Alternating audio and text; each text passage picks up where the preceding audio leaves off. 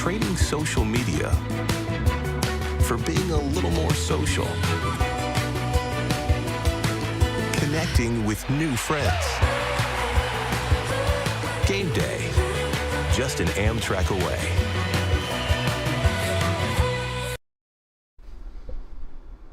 Syracuse, WSGO Oswego, W249BC Mattydale, W261AC Oswego, WTKWHD2 Bridgeport, ESPN Radio. Tomorrow's broadcasting stars today, broadcasting live from the campus of Syracuse University. This is Newhouse Afternoon.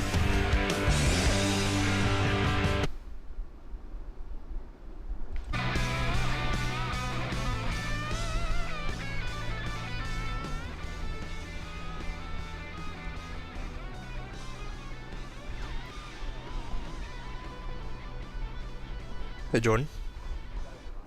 Oh, we couldn't hear, sorry.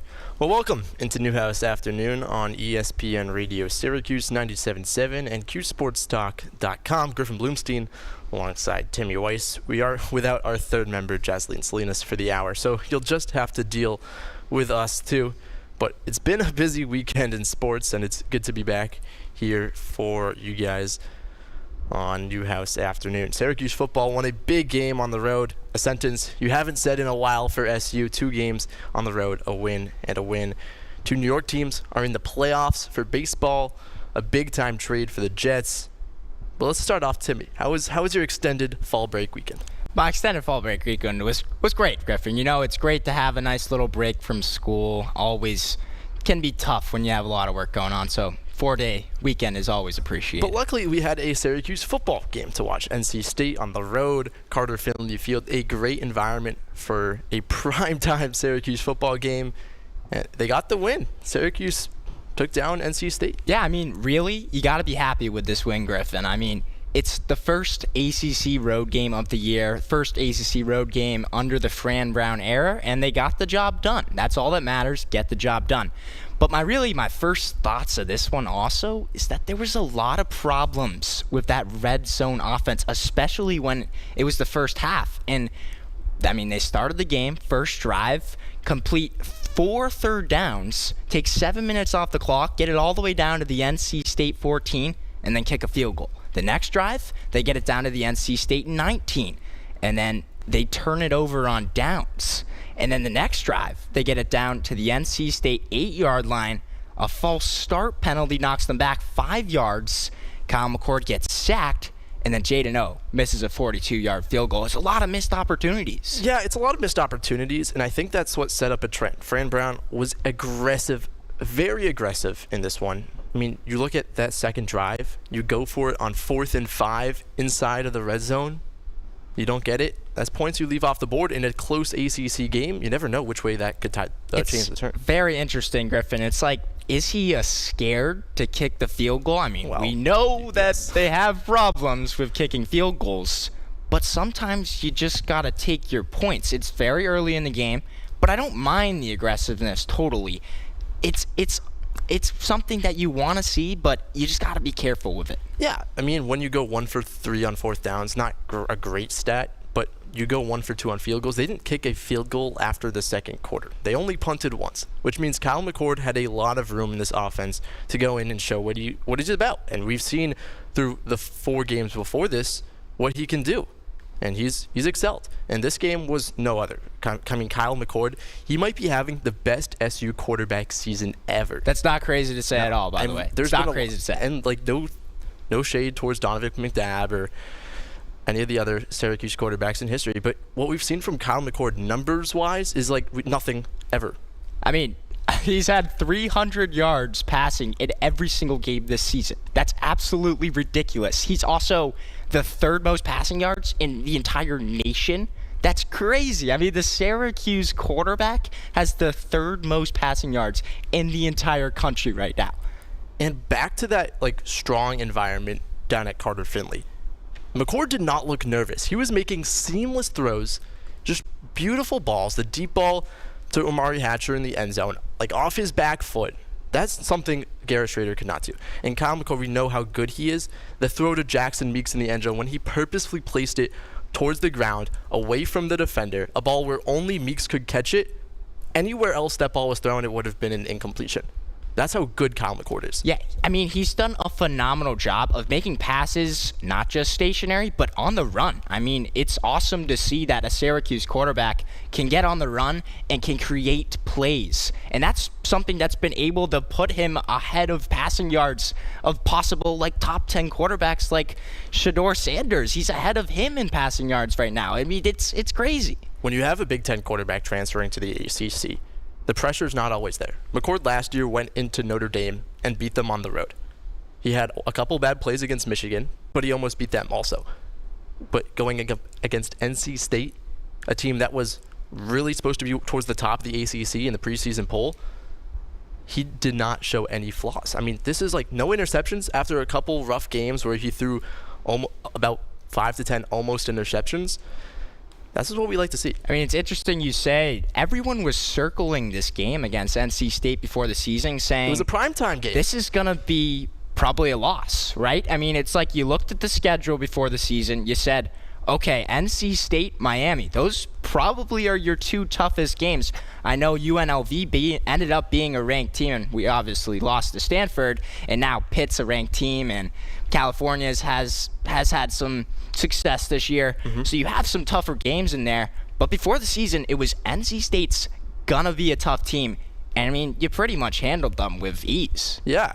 And part of the reason why was Syracuse's defense. They played extremely well at some points, but at other points, you could see some flaws. There were a lot of missed tackles still, which has been a problem this whole season. I still want to just point out one huge play during the game, the strip sack by Devin Grant in the third quarter. It was a 10-7 game with 10 minutes to go in that third quarter, and Devin Grant strips the ball at the Syracuse 19-yard line. NC State was knocking on the door, about to take the lead, and that was one of the biggest plays of the season. I'm going to say that right now. Yeah, it's one of the biggest plays of the season by Devin Grant because it ended up becoming a LaQuinn Allen touchdown right on the other side of things. And you got to give a lot of credit to CJ Bailey, a true freshman stepping in for Grayson McCall, who was out with an injury. He looked really good. Like, he was dicing up Syracuse's defense at some point. He had 2 70-plus yard plays to his wide receivers. And that's an issue for Syracuse. You cannot be giving up those big plays in ACC play. Normally that would hurt you. Luckily for the Orange, it didn't. But going forward, you just can't see big-time plays against ACC opposition. I totally agree with you. You don't want to give up big plays ever, and that 75-yard reception in the fourth quarter obviously was costly. Thankfully, the team had a 24-7 lead, so it wasn't a big deal. But get rid of that before you play the big teams. It's okay if you let it up 24-7 in the fourth quarter. It happens, but don't let it happen again. When CJ Bailey was able to go out of the pocket, he was a dual-threat quarterback, and Syracuse had success stopping Haynes King against Georgia Tech, another dual-threat quarterback. I expected some of the same things, and it kind of was. It was iffy, though. CJ Bailey, he threw for a decent amount, over 300 yards. He also ran for about 50. But one thing I was very impressed with Syracuse is shutting down Casey Concepcion. Receiver for NC State. He's their top guy. He had over 10 touchdowns. He had 10 touchdowns last year, over 800 yards as a true freshman last year. This season, he's come up with kind of the same kind of numbers. He was last year's ACC Rookie of the Year, but against Syracuse, 2 receptions. One was 42 yards, so another big play. But besides that, only one other catch for 4 yards. That's what this cornerback group, which is Fran Brown's specialty. He was a cornerbacks coach. That's what Syracuse's cornerbacks group should be able to do. Yeah, and it's interesting. The team hasn't really been a great defense this year. I mean, they've allowed 25 points per game. You're also missing Marlo Wax. Right. And totally. Justin Barron has had to slide down to linebacker. Totally, yeah. But it's still, I just feel like this team stepped it up a level that we haven't seen yet this season, right? Yeah. They're in the bottom half of the ACC in points allowed per game at 25, but it didn't look like that against NC State. Well, you only gave up 18 points to NC State.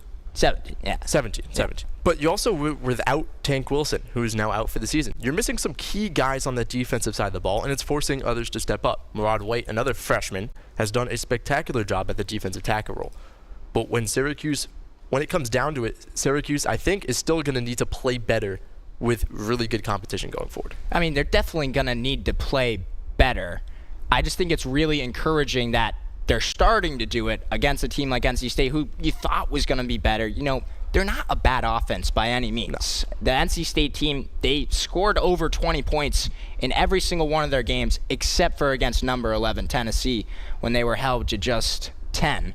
But other than that, I mean, they score points, and the Syracuse defense held them. They did. Well, let's go back to Common Court for a second. All right. Did you watch the Ohio State Oregon game? Of course. All right. So we had to flip back between our channels between Oregon and Ohio State and Syracuse, obviously. But that game was crazy, and it makes you think.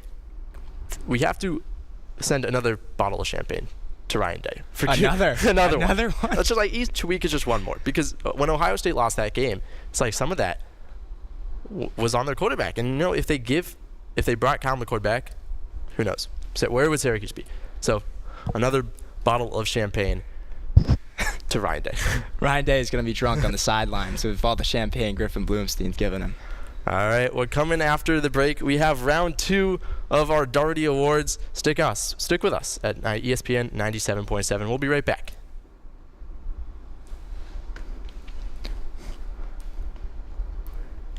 Thank you. Anyone in the chat? So what happened on the intro? Why was it like? I don't know. We didn't hear any intro. That's why we were confused. I was gonna jump in early. I should have, but yeah, that's all right. But I was with you. I was like, oh, it probably hasn't started yet, right? Because I thought we heard the intro last time and stuff. But that's all right.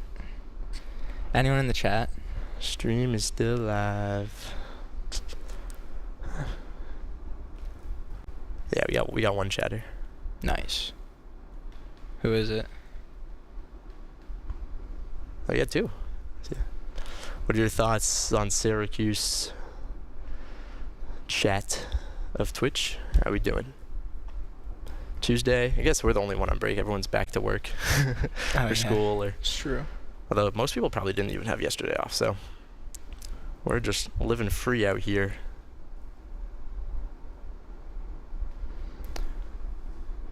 Wait, so are you definitely going to be Jesus for Halloween?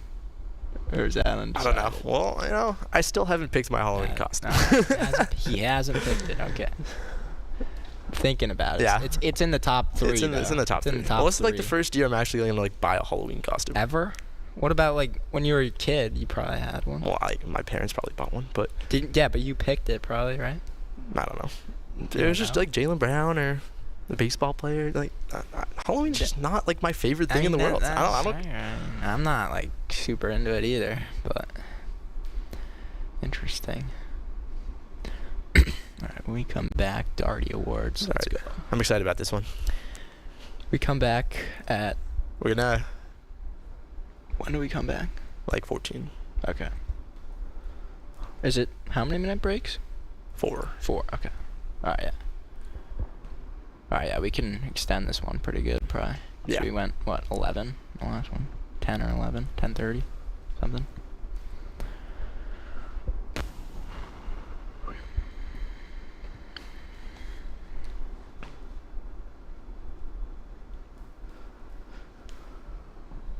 Do you like that one of the biggest plays of the season from Devin Grant?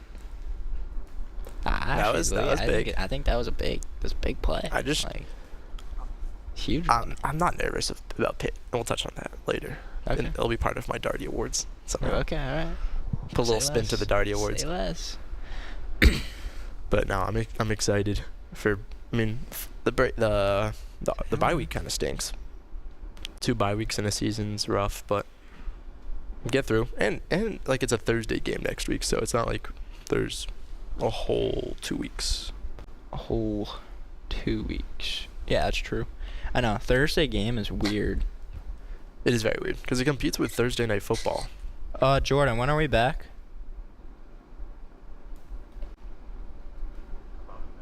Okay, cool.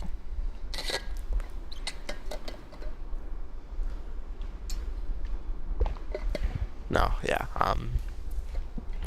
Excited to, but I have a lot of professors that just canceled class this week. Did you? Yeah. That's so sick. I know, it's sweet. I wish. Tomorrow, one of my classes got canceled. Thursday, 2 of my classes got canceled. Jordan, if we don't hear the intro like last time, can you cue us in? All right. Cool. Sweet.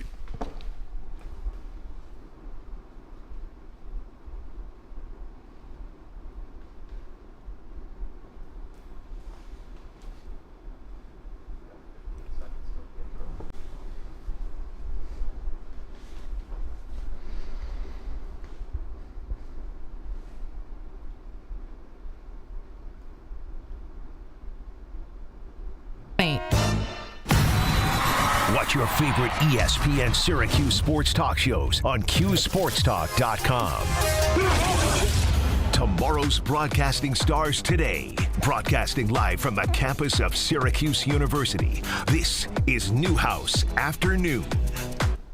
Welcome back to Newhouse Afternoon on ESPN 97.7. I'm Timmy Weiss alongside Griffin Bloomstein. We've got some time. We got to talk about some awards now, Griffin. Hey. This is our favorite time of the show, probably. We get to do our DART Awards of the Week. We turn it into a little spin. We make it the DARTY Awards of the Week. Those of you who don't know, Fran Brown's mottos for the team: detailed, accountable, relentless, tough, and we added a little spin on it with a yikes. Yikes. So, Griffin, you're going to start us off right now.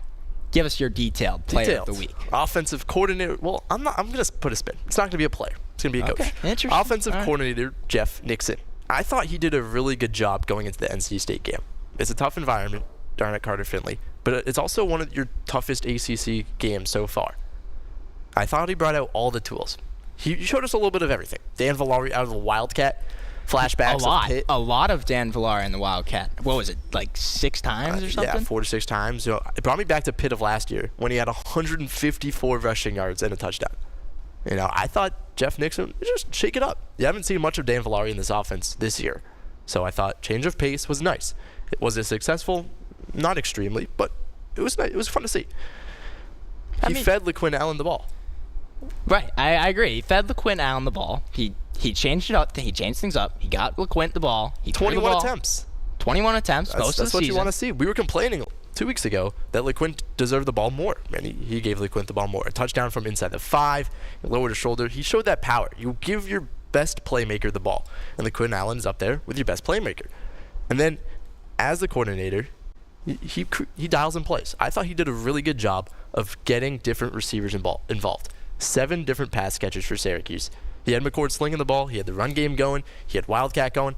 It was all around detailed game by Jeff Nixon. All right, I'm not against that pick at all, Griffin. I really like the fact that Syracuse spread out the ball, run game, pass game. They did everything.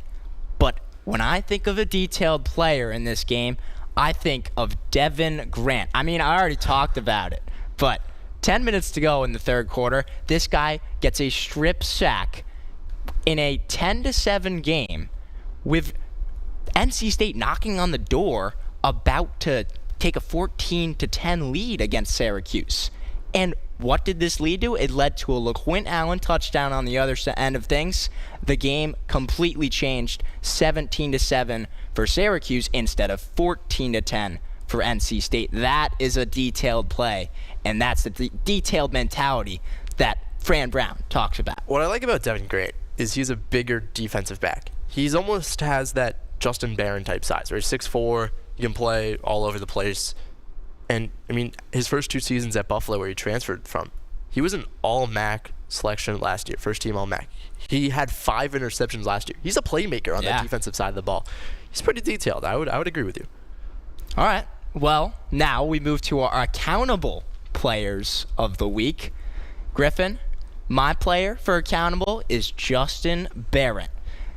I like turnovers in this game, and one thing that Justin Barron did in this game is force a huge interception. Towards the end of the third quarter, Justin Barron intercepts the ball, takes it back for 42 yards. Another time, NC State was knocking on the door, close to the red zone, but Justin Barron says, I'm going to stop that. NC State would have made the game 17-14 right there, but instead, the Qs take it over and bring it down the field. Well, Timmy, I really want to disagree with you, but I just can't.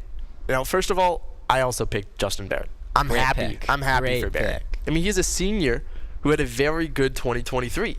The start of 2024, I think it was a little shaky. Not up to his standard. Couple missed tackles, not great defense, but I got to give him some leeway. He's adjusting to a new position, linebacker, with Marlowe Wax out. But what he's been able to do in that second level of the defense the past couple of games has been quality play. And I think his biggest game so far was against NC State. He had 8 total tackles, 2 tackles for loss. He had that sack. He also had a fumble recovery and the interception.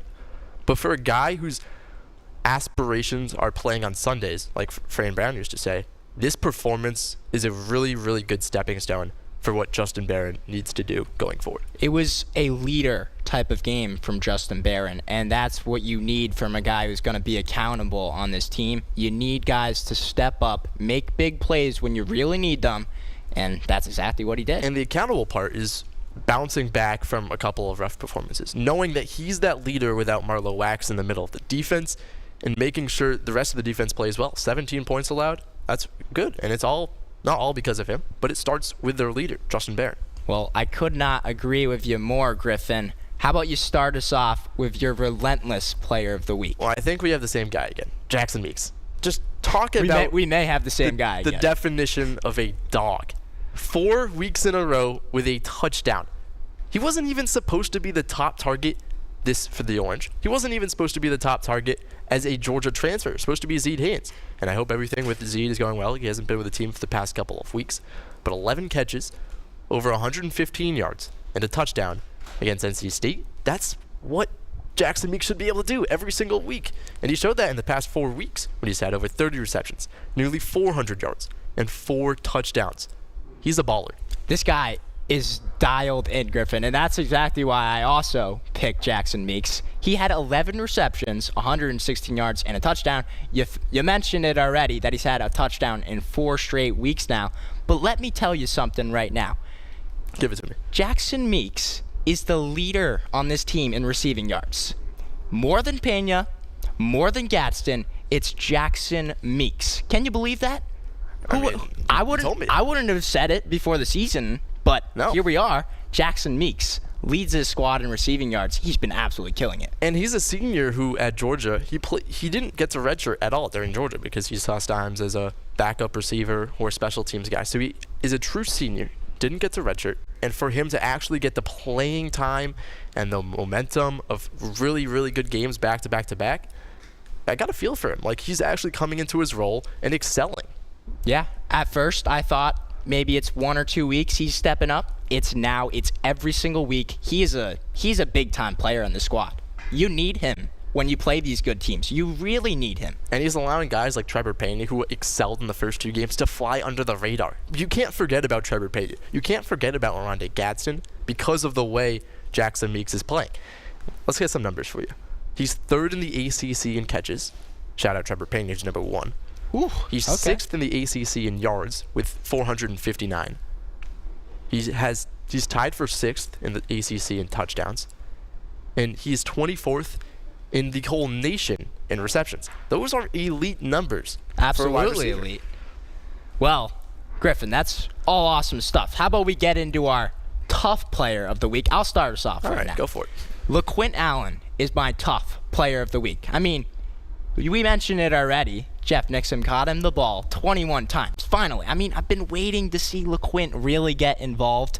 He took it for 91 yards during the day. Also had a touchdown. It's great to just finally see him get the ball. He now leads the team with 7 touchdowns this year, which is awesome to see. And first 3 games of the season, he had under 15 attempts every single game.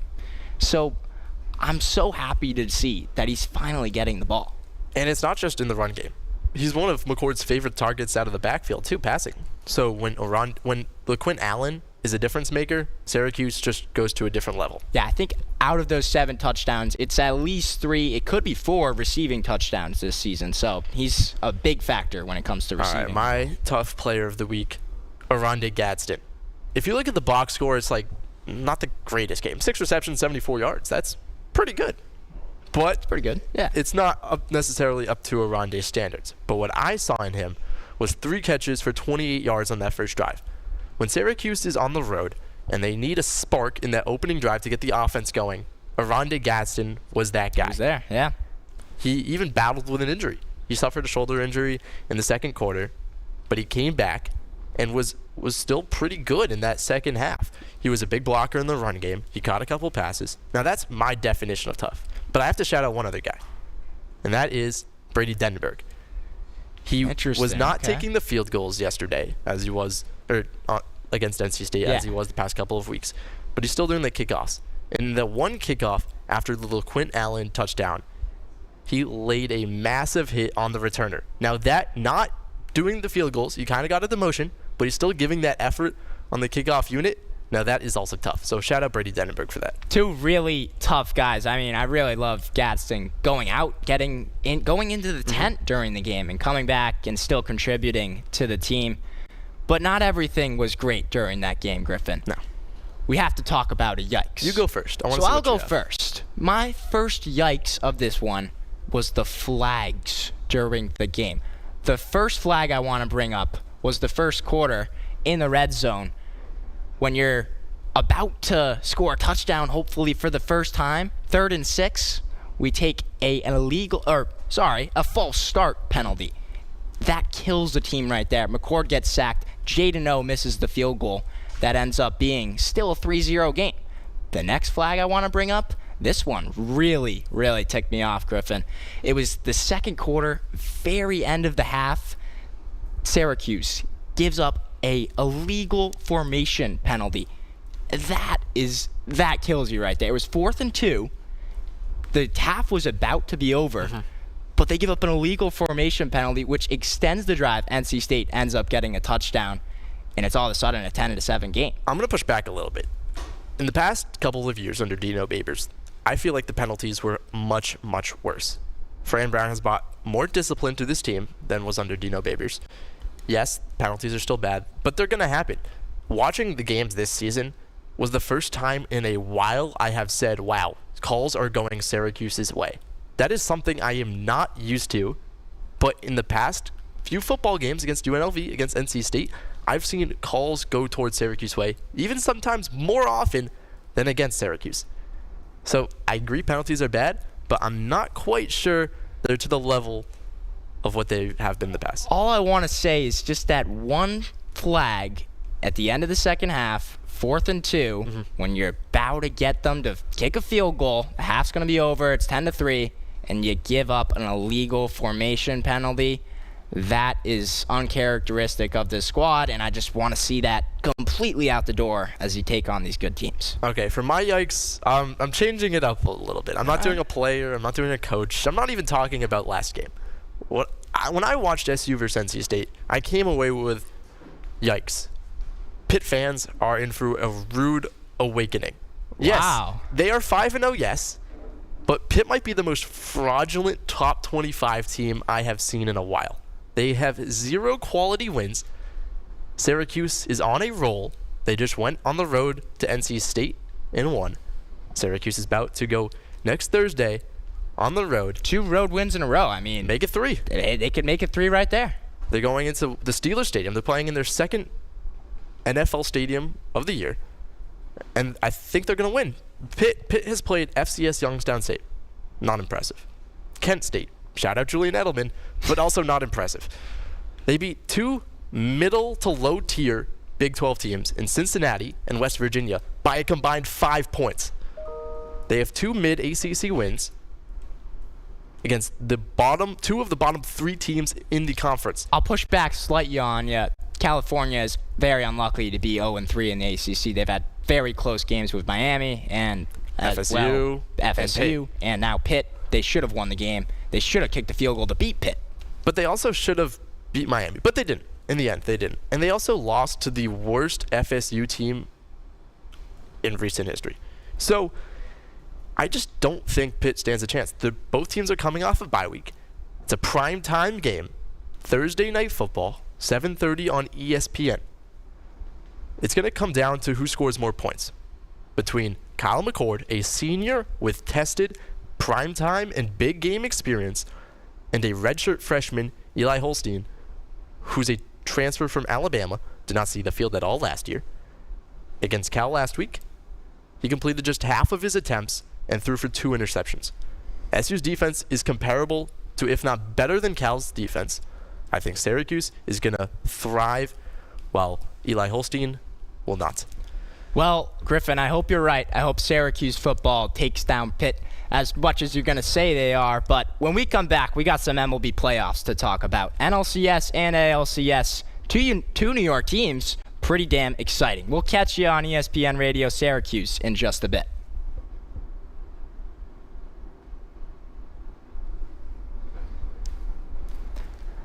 Bro, you weren't lying about notes on Pitt. My goodness. Oh yeah. Oh, that's true. The touchdown for, shout out to the chat, but the touchdown when the NC State wide receiver just had 2 feet out of bounds and then came back in and scored. They said he got pushed out of bounds. Who? On the long touchdown for NC State. I don't know exactly the guy's name on the top. They said he got pushed out of bounds. No, really? Yeah, so they said he was pushed out of bounds, and so he was allowed to come back in, but watching that back was not, in my opinion, non-professional opinion, the best call. But I just don't think penalties have been like the biggest concern necessarily. Well, in that game, I just was there were two to three big penalties / non-calls. But I mean, you can't beat yourself up for the NC State touchdown because that's out of your hands. But I feel like in general this season, the calls have not been against Syracuse as much as they probably have in the past. It's probably true.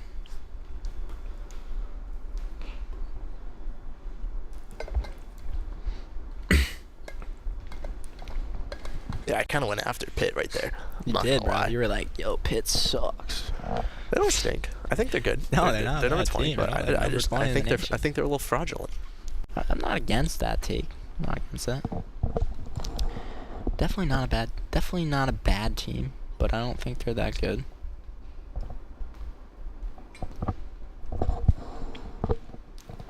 Do you want to open with Devontae or football or baseball? Do you want to open with Devontae Adams to the Jets or to baseball? Baseball. As I said, baseball. That's fair. Then we'll move into Monday Night Football. Yeah. And Devontae Adams. Not gonna lie, if they didn't pick up Devontae Adams, I thought they were a bit cooked. The Jets. They already are cooked, bro. I'm ripping the Jets apart. Jets are ass. Yeah, Derek McDonald is massive. I mean, he's been like an unsung hero this entire season, I would say.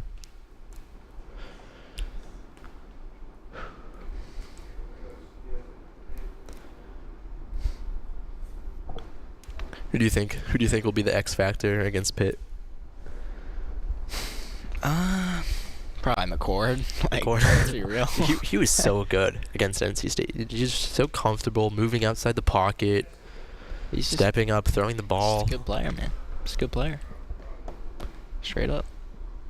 He's a baller. He's like that. He is that guy. Do you want more Wildcat out of Dan Villari or no? Nope. So you don't want more Dan Villari? I know. I just had to mention, 4 to 6 times they ran the Wildcat with Dan Villari.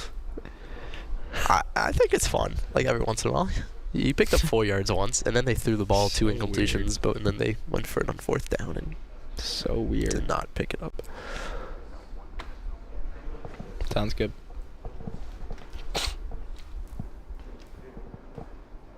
I just don't know.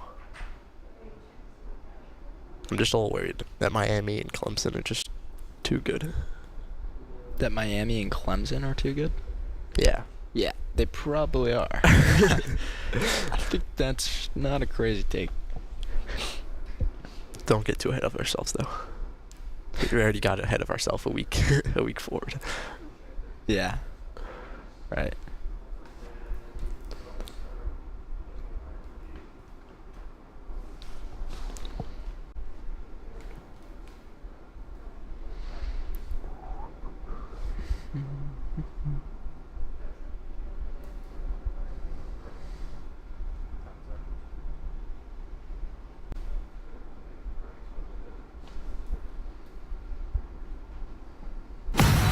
ESPN 97.7 and 100.1. Watch live on QSportsTalk.com. Tomorrow's broadcasting stars today.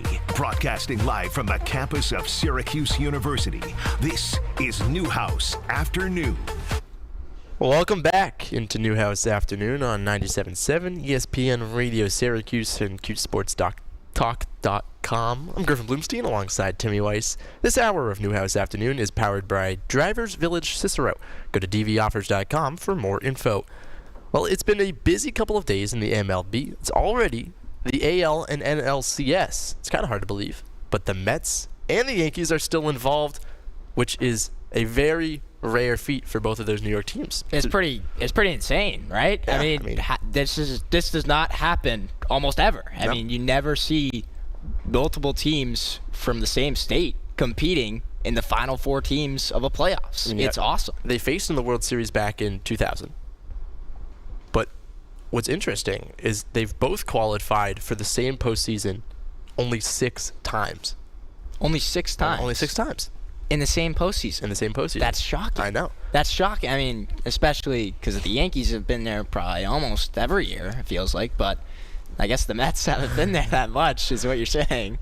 Well, Mets fans have a lot to look forward to because it was a big 7-3 win last night against the Dodgers to even the series at 1. I'm not going to lie. After that Game 1 performance where the Dodgers were perfect through 3 innings, I thought it was a bit over. Yeah, I mean, listen, I love the Mets. I think they're super fun to watch. I think they've been super fun to watch. But I think they're running into something tough to beat in the Dodgers. But they have momentum going back home. They're going to Queens right now with a 1-1 series score off a Mark Vientos grand slam in the 2nd inning. That was the spark. Do you think the Mets don't have a chance? I don't think they don't have a chance, but I think that they're going to lose to the Dodgers. I think it goes 6, and I think the Dodgers take this one just because the Dodgers are just too talented of a team. I think the Phillies were great. I mean, I think the Phillies are such a tough team to play in the postseason, and the fact that the Mets beat them is pretty special. But guess what? This Dodgers team, before the season, and you say this every year about the Dodgers, except they had literally some of the best talent I've ever seen on an MLB roster. I mean, Shohei Ohtani speaks for himself, but this Dodgers team is special. And we saw going into the game yesterday, the Dodgers had a historic streak. They were tied with the longest no-run streak in postseason history with 33 innings in a row. Wow. Only one other team has done that in the history of all MLB postseason. Hold on, let me guess. You're not going to guess it. Twins. Not the Twins. It was the Orioles back in 1966. So, I mean, that's a crazy type of run, and the Mets did an awesome job of breaking it up just like they have been, which shows that they could win this series. I just don't think you can give the Mets, a team with a die-hard fan base, let them go back to Citi Field with a series that's even. It's a brand new series. You're not wrong. With momentum, and not have a little faith in the Mets. I have a bunch of faith in the Mets. I think they're going to get this job done because it's too much pizzazz. There's something in the air with the Mets. Is what you're saying. Yeah. I understand what you're saying. I just think in a 7-game series versus a 5-game series versus a 3-game series, your luck can tend to run out a little bit. And when you're playing against the Dodgers with this type of talent, I think the Dodgers will get this one done. But guess what? We got another New York team on the other side of things, and the New York Yankees. They're up 1-0 on the Guardians. And quite honestly, Griffin, I don't see the Yankees losing this one. I don't either, unfortunately. I think the Guardians are not a bad team by no means. I think the Guardians have had an awesome season. They have a lot of talent in that bullpen, especially with their closer. But the Yankees are going to be too much for this Guardians team. So I think that the Yankees will get this one in 6. Griffin, what do you got for that? Well, it was a 5-2 win last night. And tonight, it's Garrett Cole on the mound. Yeah. Garrett Cole's he's a really good pitcher. Yeah. In the postseason, he's been, iffy. In the ALDS in his career, he's 7-0. Now, that's spectacular. But if you count the ALCS and the World Series. He's 2-3 with an ERA close to 4. Now, my question is, I wonder how many of those games were against the Astros. Probably a lot. Probably a lot. So, thankfully, they're not playing the That is Astros. And that's why I just don't see the Yankees losing this one. It's literally, I'm so serious when I say, if the Astros were playing the Yankees, I'd take the Astros. Literally for no reason at all other than the fact that they just beat them every single time they play in the postseason. All right, so I think it's going to be a Yankees-Mets World Series. The Subway World Series. I got Yankees-Dodgers. Griffin, who's your pick to win it all? The Mets. The Mets to win it all. I just don't want to You pick heard the it Yankees, and I already picked the Mets to beat the Dodgers, so I heard kind of here. have to pick the Mets. Griffin's got the Mets. I've got the Dodgers taking it all. I got Dodgers over Yankees in 7 games in the World Series, but we'll see what happens. But we got some other news to talk about, Griffin. Big breaking news today, 10:05 a.m. I checked my phone, Twitter notification. Davante Adams traded to the Jets, paired up with Aaron Rodgers again. Only a conditional third-round pick, which, for those who had to look into that, like myself, will turn into a second if some standards happen. The trade's not official yet, but it's happening. Davante Adams was in Aaron Rodgers' house earlier today, so it's by all means official. They're good friends, to say the least. I mean, they spent a bunch of years together in Green Bay. Exactly. Lit up the field like no other. Yep. It's going to be interesting, though, Griffin. Is this going to be enough to take the Jets into a playoff spot? I mean, they're 2-4. They just lost last night on Monday Night Football to the Bills. It was a big game. I mean, you had classic Aaron Rodgers Hail Mary from the 50-yard line, and it somehow got Aaron caught. Rodgers. I'm just not too sure, to be quite honest. I honestly, Griffin, think the Jets have no chance at making the play. No chance. I mean, no chance. The winner of that game, if the Jets won that game, they would have been tied. I know. For the lead in the AL. Crazy, right? And that's why I didn't understand that they fired their head coach. But guess what? They would have been first place. Now they're 2 games back. Now everyone is talking about, the Jets can't do anything. The Jets are in trouble. They have a 3-game losing streak now. But the thing is, their only 2 wins are against the Patriots and the Titans. Those teams are not good. I've seen nothing from this team that proves to me that they're a playoff squad. Their offense looked pretty good yesterday. Aaron Rodgers threw for nearly 300 yards. Now, 50 of that was from the Hail Mary. 50 of those was from the Hail Mary. And Aaron Rodgers did make a number of good throws, including his touchdown to Garrett Wilson on the run. Mm-hmm. Toe tap by Garrett Wilson. By the way, I hope no one was playing against Garrett Wilson in fantasy. I was. Very unfortunate. But, I mean, you're right. He still can make great throws, but they're still losing these games. And that's why I don't think it goes down to they red can zone do it. struggles. I mean, Aaron Rodgers could not find the end zone when it mattered. And on that last drive, when Aaron Rodgers threw the ball to Mike Williams and it was an interception, there's already reports on Twitter that Mike Williams is on the trade block. Just like that. Already. That's crazy. I mean, the good thing with the Jets now is they got loaded receivers. Davante Adams, Garrett Wilson, already a stud. Mm-hmm. By the way, Allen Lazard has been pretty good this season for the Jets. Yeah, that's another Green Bay connection right there. Exactly, yeah. I mean, they have connections. So it's just like, can they finally figure it out? Well, we'll see. We'll see. And if you want to join us on qsportstalk.com, we'll talk about it a little more in the chat. But when we come back, we'll have some Syracuse football trivia. Our third host, Jasleen Salinas, send in those answers to our producer. We'll have all that and more when we come back.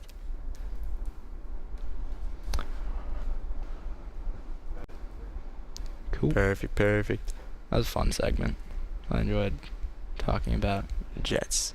The Mets are not. Well, I kind of, if I had to give myself a World Series pick right now, I'm not going to lie, I'd probably take the Dodgers. But since I took the Mets to beat the Dodgers, then I kind of have to pick the Mets because I'm not going to pick the Yankees. Although my grandmother would probably want me to pick the Yankees. Your grandma's a Yankees fan? She is a Yankees fan, which it hurts me a little as a Red Sox fan. But she supports my Red Sox when they're not playing the Yankees. So, I feel obligated to support the Yankees, but she supports the Red Sox and she's not supporting. Yeah, because she supports me. That's absurd. I'm not gonna lie, but I'm not sure it goes both ways, but yeah, I hope not. All right, I'm excited for this trivia. Dude, how hard are these questions going to be, Jazz?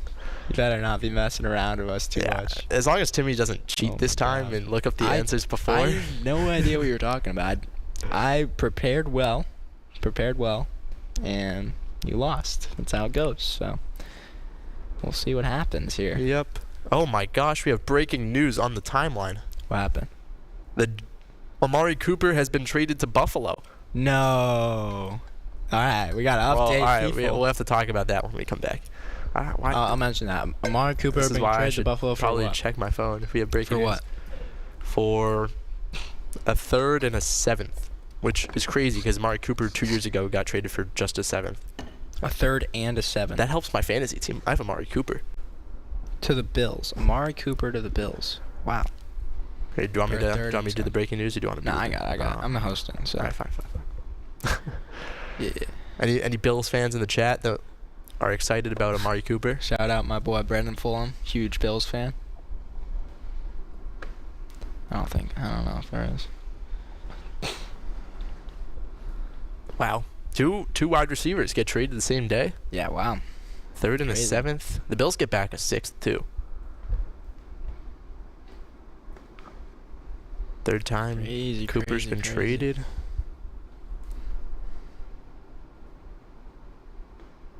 Glad I checked my phone. So the Jets say we can get a receiver, and then the Bills say we'll get one that used to be really good, was pretty good for. I mean, last year he had like 200 receiving yards in like back-to-back games. We're gonna have a quick And then segment. Deshaun Watson here. was not that great this season. So 3rd round and a 7th round. Correct. correct. Back-to-back 1,000-yard seasons. But let's just mention it quick because I want to get to this trivia. Yeah. We're We'll a have couple to. minutes behind I'll already. buzz through it.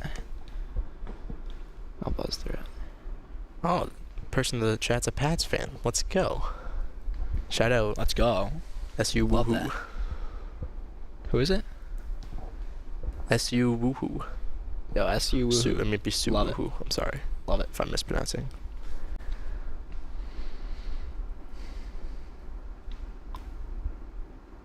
I'm impressed, Drake May. Did you watch the Patriots game? A little bit, barely. I'm not. All Gonna right, so lie, I'm not but gonna lie. I watched I did see start the to awesome end. throw. So. He looked good, and I don't care if they That's a sick lost. throw. Drake May, Sounds he's big. He can throw. He can run. He can step up. You know, the offensive line was not great, but better than what I thought, to be honest. The offensive line, man. Whew. Oh, you're at That's Gillette this something. weekend? Oh, that's awesome. Oh, yeah. May Great. is definitely legit. Yeah. You might have what it Nah, takes, maybe. I liked how Alex Van Pelt was using Pop Douglas and getting Booty involved. They got some good young True. receivers, and Yeah, Booty's good. Polk I mean, can't catch the Polk ball. and but Douglas, like they they'll get got there. receivers. Yeah. They'll get there. They're not they'll get Devontae Adams, but there. No, they can catch and Not run. Amari That's Cooper. all you need. not Amari Cooper. Yeah, maybe at this stage of his career. Maybe.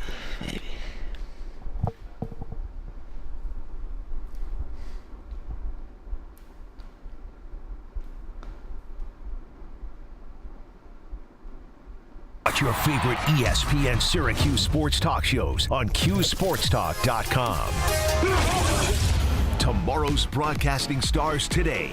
Broadcasting live from the campus of Syracuse University. This is Newhouse Afternoon. Welcome back to Newhouse Afternoon on ESPN 97.7. Griffin, we got some trivia to do right now, but before that, we got some breaking news to talk We about. do have some breaking news indeed. Give it to me. Amari Cooper has been traded to the Bills for a 3rd and 7th round pick. So Two for- receivers in one day being traded, one to the Jets. We talked about it, Devontae Adams. Now Amari Cooper being traded to the Bills. Yeah, I mean, Amari Cooper was the Browns the past couple of seasons. Wasn't playing too great this season. But he should give Josh Allen a really, really good target that has proven himself back-to-back 1,000-yard seasons for another offensive weapon here down the stretch. I mean, Yeah, it will definitely be interesting if that gives a boost to the Buffalo offense. But, guys, it's time for our trivia segment. Jordan Capuzzi is going to be with us today to give us our questions since our co-host Jazeline Salinas is out today. I know, unfortunate. Very unfortunate. Well, but we're happy to have Jordan here. we have Jordan with us, thankfully, and he's the man, and he'll give us our questions for today. Well, hopefully she didn't feed the answers to Timmy again. Last week, we had an interesting time doing the trivia because, well, I beat Griffin very handily, except Griffin was salty that I came in a little more prepared than him. I recall us saying no preparation for the trivia. Maybe Timmy didn't hear that statement. Maybe he heard it and chose to ignore it. Who knows? But let's just get into question number We'll just one. get into the questions, and we'll see where this one takes us. All right, hands off the computers.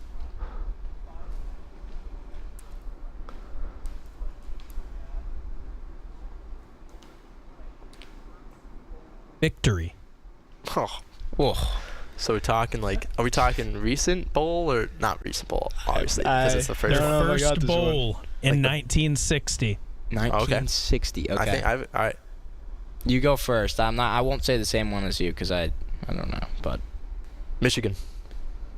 okay, I'll go Miami. I don't know. Both wrong. I'll give you one more hint. This team recently switched to a new conference and is doing quite well. Texas. It is Texas. Let's go. Quite well. They're the number one team in the nation, Jordan. Well, number He one couldn't would say cut that. a lot of your options out, wouldn't it? Come That's on. true. You're not wrong. All right, Not wrong. Griffin's up Griffin, on you nothing. take the first one. That's all right. Bounce back. Time. Alrighty.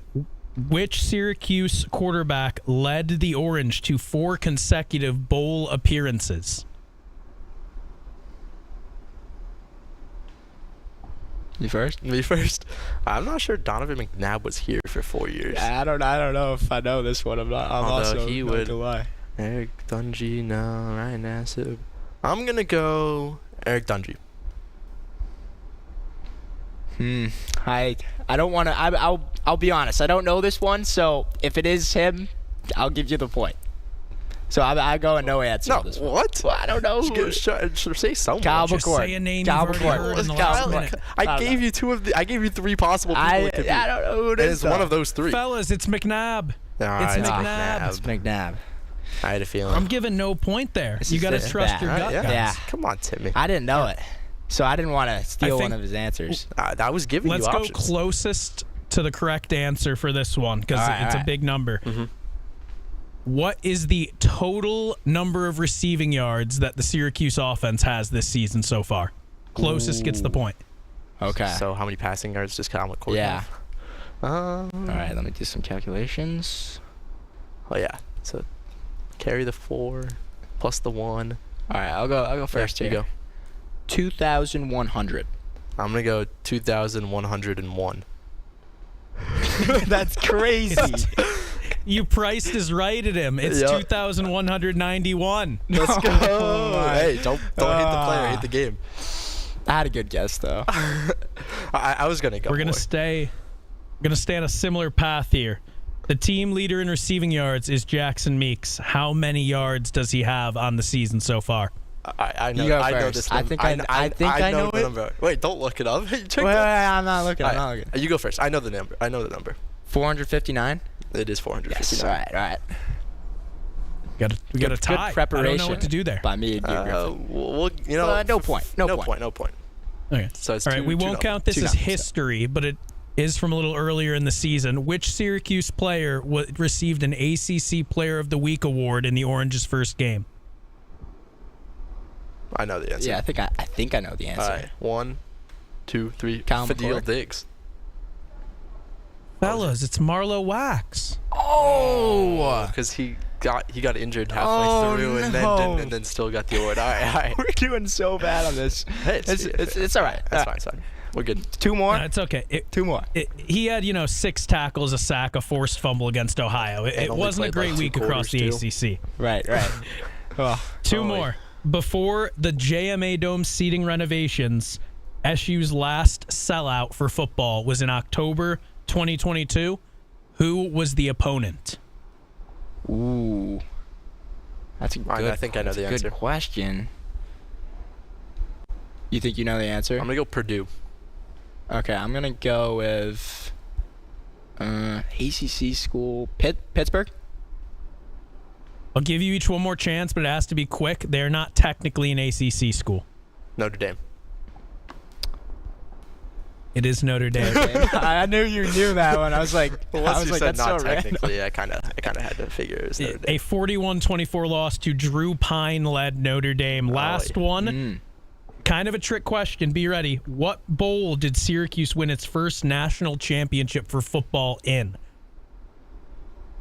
Ooh. Tough questions from Jazz today. I'm not doing going to well. say the Rose Bowl.